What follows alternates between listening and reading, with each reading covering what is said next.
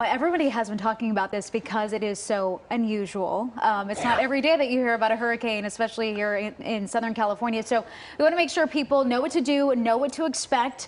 We're going to do a little weather 101 or hurricane 101. This is 202. We're actually going up. We're going up a notch here because literally, it's happening. Yeah, it's pretty intense. So we don't want to freak anybody out. So no, the first thing we want to know exactly is if a hurricane is really actually going to hit us here at home. It sounds like that's not the case, but we might see some impacts. Right, well, and there's things like social media and some people who aren't meteorologists post information. I'm here to tell you a hurricane, a organized hurricane is not going to hit Southern California. That is not going to happen. What's left of this storm, which may be as strong as a tropical storm, you get into these semantics of, is it a tropical storm?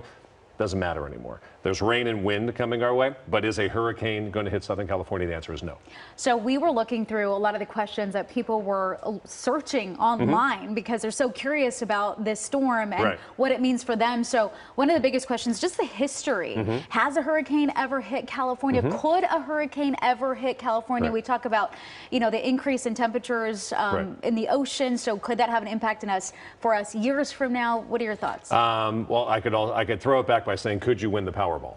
And the answer is yes. There's still a chance, but is it likely? The answer is no. Okay. Could a hurricane hit here? Yes. Is it likely? Very unlikely. Has it happened in the past? Yeah, in the 1860s, right after the Civil War, a hurricane did hit here. And then we have 1939, which was referenced in Tina's story. A tropical storm hit here.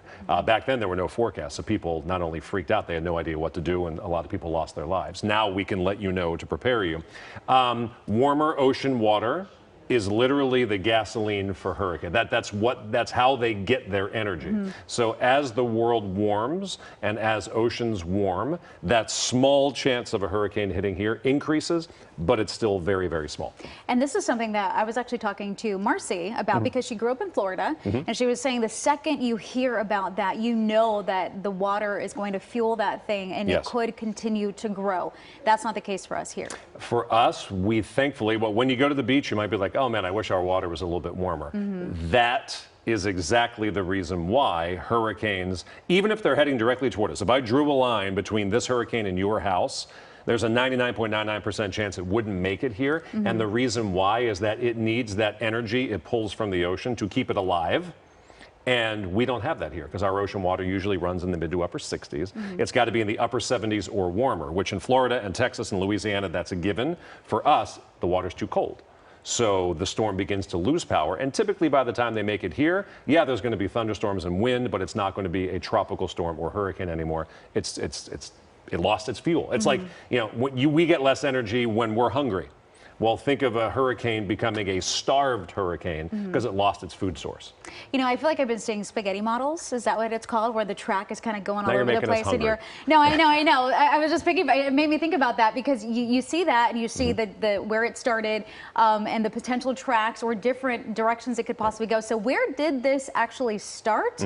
And how likely is it to kind of veer off in a different direction? I'll start with the spaghetti models. I actually make a choice to not show those on television because that is raw data coming from like 20 different computer models, and I feel it looks like it. I feel like my job is to filter that. My job is to give you my best opinion as to when I see that stuff. Well, what do I think is going to happen? I think just throwing spaghetti models on television sometimes.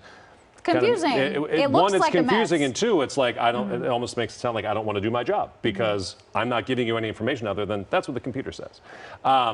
This storm started in the equatorial Pacific, down near the equator. That's where the water's the warmest, and that's also where you hear a term called wind shear. Wind shear are the winds up where planes fly.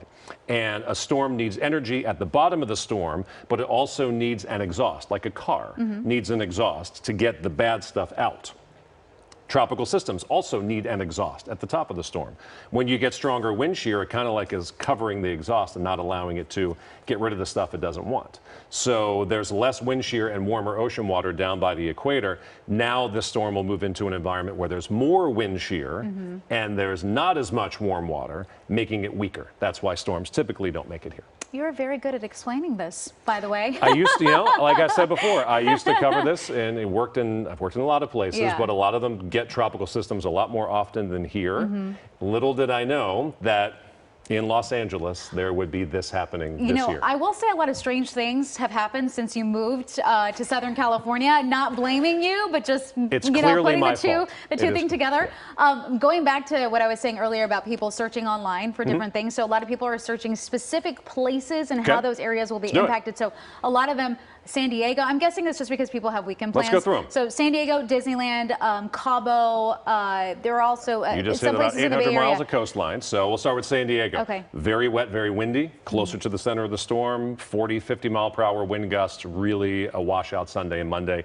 Don't go if you don't have to. Okay, what about Disneyland? Disneyland, it'll be soggy. Disneyland is much less of a fun experience. I've been there when it rains. I mean, lines will be shorter. I wouldn't be surprised if a few rides might close. Some of the roller coasters, especially late Sunday. Tomorrow, fine. Tomorrow's going to be one of those days where nobody's going to be out because they're going to be freaking out, but it's actually going to be quite nice. So tomorrow, awesome. Sunday, don't go. You're like, change your plans. Okay, and then Cabo. Cabo is going to get a glancing blow, but they're going to get really rough surf, and they're going to get, 30, 40, 50 mile per hour winds. I've seen better weekends to go to Cabo. Okay, good to know. Also, a couple of the things that you mentioned is in this book. Okay, Paul wrote this book, and I love the fact that it's just weather, it's a children's book. It's a children's book. So I put little sticky notes because I wanted to ask you specific questions, but you already went through all of them. So it is a children's book, but it's a great explainer when it comes to the hurricane. So thank you so much, Paul. You're the best.